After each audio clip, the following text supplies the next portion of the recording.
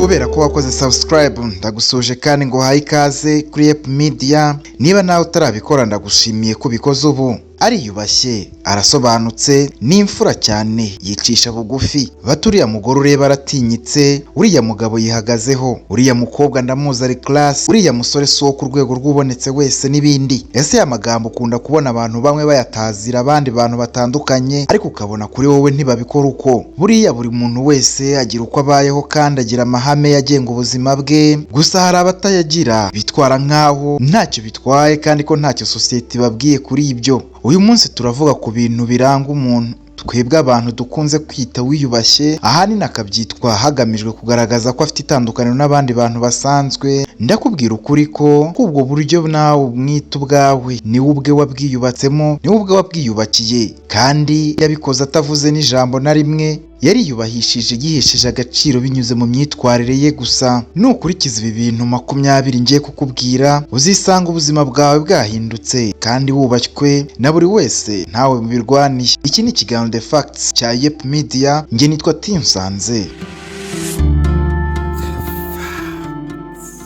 Ingingo ya mbere, gerageza uba amayobera mu bantu. Ntuzigere wemera ko buri muntu wese ukurebye gusa ahita amenya icyo utekereza. Niba wishimye cyangwa ubabaye, wita ubigaragaza, bituma buri wese nta kidasanzwe akubonamo, yewe kandi nta kidasanzwe baguteganyaho, kuko akenshi ibisobanuro by'uko ugaragara abigusomamo utanabivuze, kubera amarangamutima wawe yose wayasohoye hanze kandi yibera hanze. Ibi bintu bireke, nihagira ikiba kidasanzwe haba mu buzima bwawe, haba ku kazi kawe, mu rukundo, ndetse yewe n'ibikorwa byawe bya buri munsi, wowe uzaharanire kwitwara nk'uko wari umeze ibyo bintu byose bitaraba. Nubigenza utyo, bizagora buri wese kukwinjira uko yishakiye. Icyo gihe nibwo buri muntu wese uzasanga kwifuzaho kumenya ukuri kwawe, ndetse bose bazahora bagufiteho amatsiko yo kumenya byimbitse icyo utekereza n'uwo uri we. Ingingo ya kabiri, ujye uboneka gake kandi uboneka hari ngombwa. Uko urushaho kumva ko ugomba kuboneka mu bintu byose, byaba bigufitiye inyungu ndetse n'ibitakureba, niko agaciro kawe kazaba nk'akari kuribwa n'imbeba. Wowe haranira kugaragara ahantu ukenewe honyine, kandi ntusamara, ahubwo ukora ikikujyanye, kandi nurangiza uhave ugende. Ibi bizatuma abantu bakumbura, kandi aho bakubonye bazakwereka urugwiro, kandi nawe uzabereka ubugwaneza, bityo uzahora wubashywe kandi ukumbuye muri sosiyete ubamo. Ingingo ya gatatu, iga kwigirira icyizere. Umuntu ufite icyizere nta kimunanira, kuko ntabwo acika intege mu buryo bworoshye. Wowe impamvu ubona bagusuzugura ni uko kenshi ibintu byose uba wumva bidashoboka, ndetse rimwe na rimwe ukumva ko hari ibyiza abandi bakwiriye ariko wowe buryo udakwiriye. Menya ko abantu bose bafite ubushobozi bwo gukora ibihambaye, kandi nawe uri muri abo bantu. Hagarara wemye, haba mu kazi, mu gutanga ibitekerezo, mu kugaragara neza no kugaragaza impinduka, gushaka gutera imbere, guhabwa umwanya no gutegwa amatwi, gukundwa no guhabwa agaciro, ndetse n'ibindi byinshi. Kubera ko ubwo bubasha ari Imana yabuhaye abantu, ntukumve ko wowe uri hasi y'abandi. Menya ko icyo umuntu abona ari cyo yaharaniye kandi yatinyutse gukora. Bityo rero horana icyizere kandi ubitangire uyu munsi, kuko uzabikubonamo wese azumva ko ushoboye kandi abikubahire, kuko byatangiriye imbere muri wowe ubwawe. Ingingo ya kane, tangira ujye wambara neza, use neza kandi uhumure neza. Ntabwo ari ngombwa kwambara ibihenze cyangwa ibyo wabonye muri filimi runaka warebye, kandi si ngombwa kugura imibavu ihenze yo kwitera. Wowe bitangira uyu munsi muri wowe, kandi ariho bitangirira. Wumve ko gusa neza ari cyo kintu ugomba kwitaho wowe ubwawe. Numara kumva ko ari wowe ubyikorera kugira ngo wumve ko umeze neza, kandi kutabikorera ngo abandi bakubone, nibwo buri wese azatangira kugutaho umwanya kandi akakwitegereza, kandi akakugira intangarugero ku bantu bagira isuku nyine kandi biyitaho. Ibi bizagukururira igikundiro, kandi buri wese azabigukundira kandi abikubahire. Niba rero ufite umwenda, wambara umeshe, woga umubiri wose, woza amenyo mu gitondo na mbere yo kuryama, jya witera ka parufe, kandi ubikora uko nyine buri gihe. Ugaragara utyo aho uri hose, nta hantu usuzuguye ngo ntiharenze. Nubikora utyo, nta n'umwe kandi uzagusuzugura, kandi bose bazakubaha, babikubahire. Ingingo ya gatanu, iga kuvuga mu bimenyetso. Niba koko ushaka kugaragara neza mu bantu, si byiza guhora uvuga cyane. Burya kandi ngo amagambo menshi avamo ibicumuro. Niba uri kumwe n'abandi, cyangwa uri kuganira n'abandi, cyangwa uri kuganira n'umukunzi wawe, ugomba kwiyubaha, ntukaba umwasama kandi ngo wiharire ijambo wenyine. Reka n'abandi bavuga uko ibintu babitekereza, kandi nabo uburyo babyumva babigaragaze. Ubaho umwanya ujye uvuga mu gihe gikwiriye honyine. mu gihe undi muntu arimo kuvuga ntukamuvugiremo kuko bigaragaza ko uciriritse nyine, ahubwo wowe koresha ibimenyetso by'umubiri wawe nk'isura cyangwa intoki n'amaboko, aho kuvuga amagambo menshi umuca mu ijambo. Icyo gihe nukoresha ibimenyetso aho ngaho uvuga we azabona ko muri kumwe kandi azabona ko uri gukurikirana ibyo ari kuvuga, bityo azabikubahira akubahire kudasahinda. Bityo nawe rero ntuzajya uvuga mu gihe ari kuvuga, ahubwo ujye utega amatwi gusa. Bityo nawe nujya kuvuga buri wese azaba ategereje ijambo ryawe kandi aritegerezanyije amatsiko menshi cyane no kubiha agaciro no kugutega amatwi. Ingingo ya 6, menya ko utari Imana ikemura buri kimwe cyose.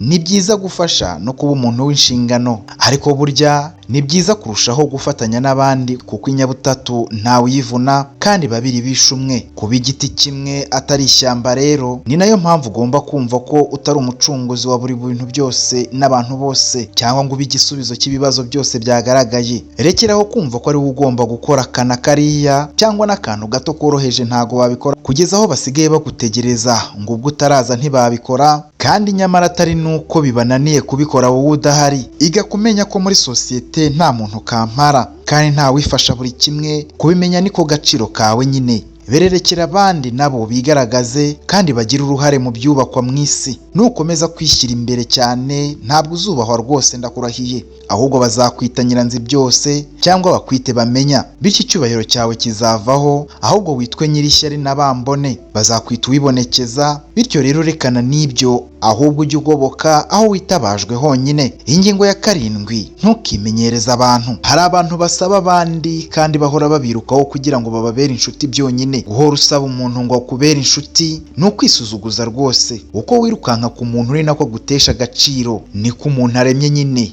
Bityo rero ntukigurishe ku muntu uwo ari we wese runaka mu buryo ubwo ari bwo bwose, kandi nyine ubikore nk'ibintu byoroshye biri aho. Ntukiteshe agaciro cyangwa ngo wishyire munsi y'ibirenge bya buri muntu wese ubonye. Kubaha ni byiza, ariko burya uwubaha aranubahwa nyine.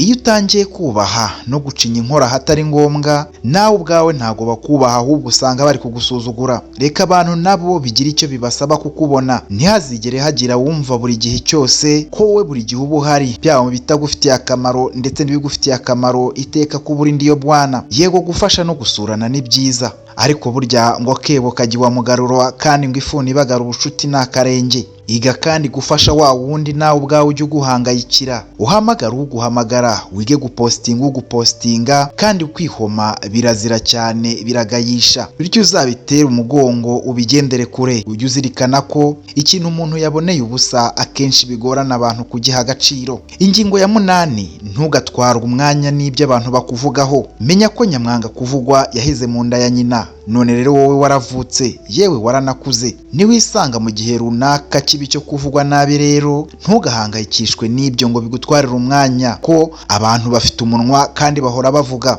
Bahugira mu by'abandi kurusha ibyabo. Uko niko abantu bateye. We ntuzashegeshwe nuko nguko bakuvuze, ahubwo uzaterwa imbaraga nabyo. Buriya ntabwo umuntu utobe waboneka hatabanje gukamurwa ibitoki kandi ngo bishegeshwe nyine. Niyo mpamvu ibyo unyuramo byose bijyana n'uburibwe kandi bisaba kubicamo ukomeye. Baravuga ngo uvuga abavuga uwavuga, uvugwa yigaramiye. Terwa imbaraga nabyo, kuko buri muntu wese agira igihe cyo kumanuka n'igihe cyo kuzamuka mu buzima. Ntawe ukundwa na bose kandi ukize baraza. Ibyo byose ni ibigize ijambo rimwe, ijambo ryitwa ubuzima. Nuko rero wowe byemere, emera ko ari uko ubuzima buteye, kandi ukomere ushikame, ukora ibyawe nta muntu witayeho. Nutabasubiza aho ugatera imbere, ndabizi neza bose bazaceceka kandi bazagukunda bakwiruka inyuma. Ingingo ya 9, ntukagaragaze ko byose byakurangiriyeho.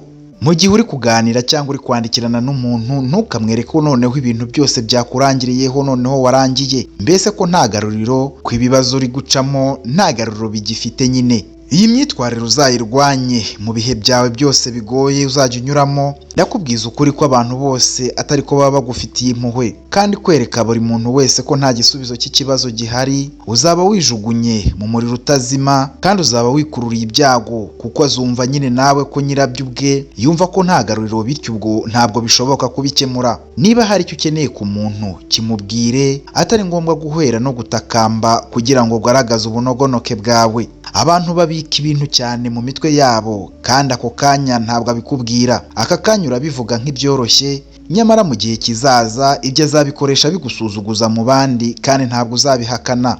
Menya ko akami ka muntu rero ari umutima we ubika imbanga n'ahababara n'akababaro kawe kure mu nda. Ingingo ya 10, reka ingeso zo gusabiriza. Burya ngo umugabo arigira kandi yakibura agapfa. Ibintu ubona abandi bantu barabikoreye, abandi babirazwe n'ababyeyi babo cyangwa inshuti zabo. Niba hari ikintu udafite ubu, ufite amahitamo amwe yonyine: kugikorera ukakibona kandi ukakigeraho nyine mu buryo bukugoye. Yego impano zibaho kandi nta wanga impano, gufashanya nabyo ni umuco mwiza kandi no gutanga biruta guhabwa. Gusa niba ushaka guhabwa agaciro mu bantu no muri rubanda cyangwa muri sosiyete aho uba, aho ukorera, mu rukundo urimo, mu rugo rwawe, uzakira icyo uhawe kandi uzirinde gukabya mu gusabiriza. Ntabwo ari ngombwa ngo buri gihe umuntu uko agaragaje ko akugiriye impuhwe kandi hari ibyo ashaka kuguha nk'ubufasha ngo nawe uhite nyine ubisamira hejuru uti ndabikeneye. Iga kuvuga ijambo oya ku bufasha umuntu runaka ashaka kuguha kandi bigaragara ko atari ngombwa kandi bigaragara ko hari icyo akugura mu buryo butaziguye cyangwa se buhishe. Menya ko abantu bagura icyubahiro cy'abandi kandi bakakigura ku mafaranga cyangwa ibindi bintu bagamije kubafatirana. Niba ubona neza ko ibintu wabyifasha, si ngombwa ngo utegereza kimuhana kazaza imvura ihise. Si ngombwa ngo abantu babizemo cyangwa babigiremo uruhare, kuko rimwe na rimwe bazabigucyurira kandi rimwe na rimwe